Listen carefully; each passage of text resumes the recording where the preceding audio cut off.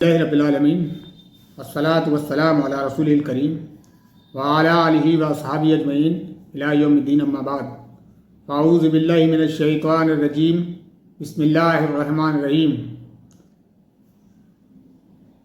اللہ کے نبی جناب محمد رسول اللہ صلی اللہ علیہ وسلم کی ایک حدیث ہے کہ آپ صلی اللہ علیہ وسلم نے فرمایا کہ قیامت کے دن اللہ سب سے پہلے جس بارے میں سوال کرے گا وہ سوال نماز کا سوال ہوگا۔ یعنی قیامت کے دن سب سے پہلے جس چیز کا سوال ہوگا وہ جو ہے نماز کے بارے میں اللہ پوچھے گا کہ تم نے نماز قائم کی یا نہیں کی۔ اور نماز کی اتنی اہمیت ہے کیونکہ یہ بنیادی چیز ہے۔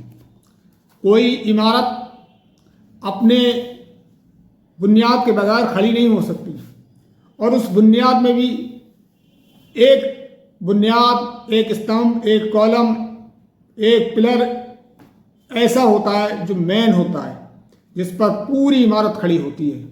تو توحید کے بعد سب سے بڑا استمبھ اسلام کا ہے وہ ہے نماز۔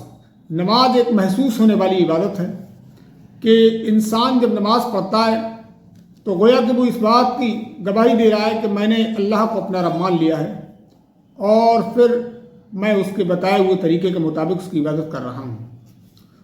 تو قیامت کے دن اگر انسان کی نمازیں بہتر نکلیں اور وہ نماز پڑھنے والا رہا ہوگا تو اس کے آگے کے اعمال بھی، وہ آگے کے حالات بھی اس کے آسان ہوتے چلے جائیں گے۔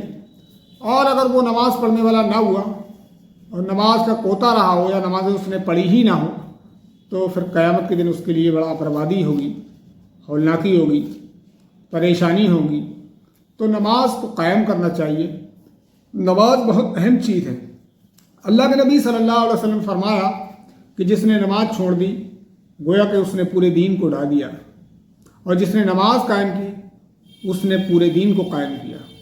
ایک حدیث میں ہے کہ مسلمان اور کافر کے بیچ میں جو چیز فرق کرتی ہے وہ نماز ہے۔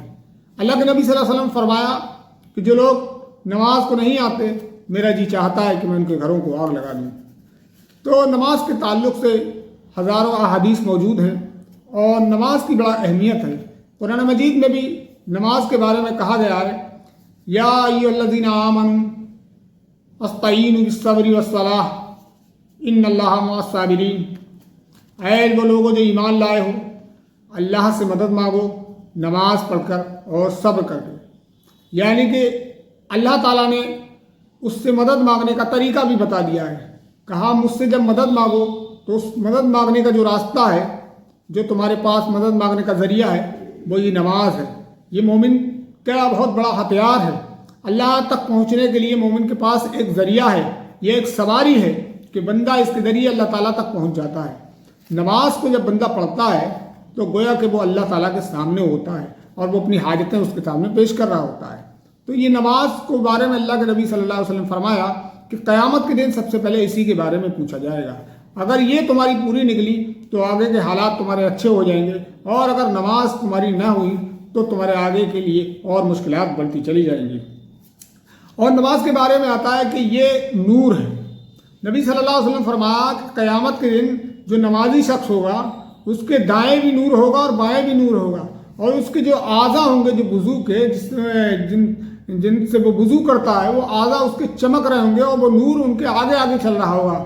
اللہ کے رسول صلی اللہ علیہ وسلم فرمایا کہ پل صراط پر جب نمازی جو پکا سچا نمازی ہوگا، خالصتاً اللہ تعالیٰ کے لیے اس نے نمازیں پڑھی ہوں گی، تو پل صراط ایک اتنا خطرناک راستہ ہے جس کے بارے میں حدیث میں آپ لوگوں نے سنا ہوگا کہ وہ بالکل بال سے زیادہ باریک ہے اور تلوار سے زیادہ تیز ہے، اور اس میں سے ہر شخص کو گزرنا ہے۔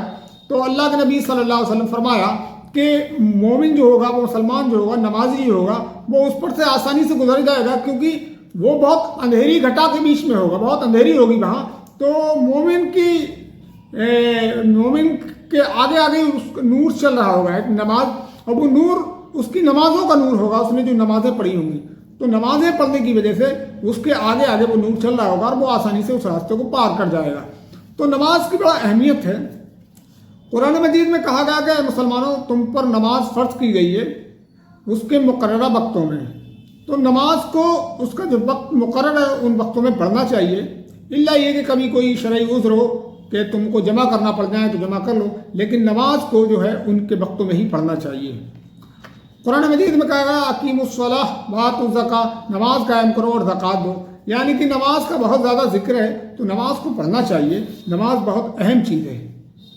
اللہ کے نبی صلی اللہ علیہ وسلم فرمایا جو نماز پڑھتا ہے وہ اپنے رب کے بالکل قریب ہوتا ہے، اور جو بندہ نماز کے لیے نہیں آتا ہے وہ اپنے رب سے دور ہوتا ہے۔ اللہ کے نبی صلی اللہ علیہ وسلم کی حدیث ہے کہ تم کسی شخص کو 5 وقت مسجد میں آ کر دیکھو نماز کے لیے تو تم اس کے مومن ہونے کی گواہی دو۔ تو اللہ تعالیٰ سے دعا ہے کہ اللہ تعالیٰ ہم کو نماز قائم کرنے والا بنائے، پنج گانا نماز پڑھنے کی توفیق عطا فرمائے، آمین۔